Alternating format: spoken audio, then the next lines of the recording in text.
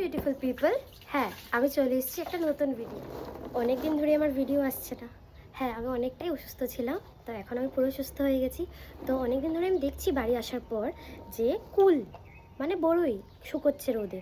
তো আমার অনেক দিন ধরে ইচ্ছে করছে যে কুল মাখা খাওয়া যাক।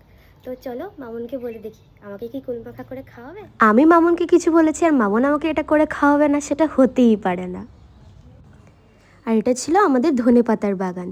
আমাদের নিজেদের বাড়ির ধনেপাতা দিয়ে আজকে কুলমাখা করে খাওয়া হবে। ফাটিয়ে নিচ্ছি। আমাদের এখানে ল্যাঙ্গুয়েজে বলে বড়ই, আমরা বড়ই বেশিরভাগ বড়ই বলি। বড়ইগুলো ফাটিয়ে নিচ্ছি।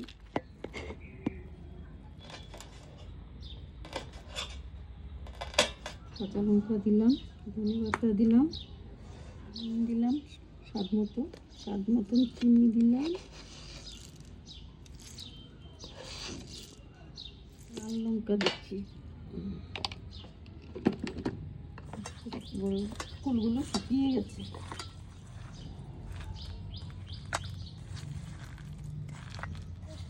তো এবার পালা কুলমাখাটা খেয়ে দেখার।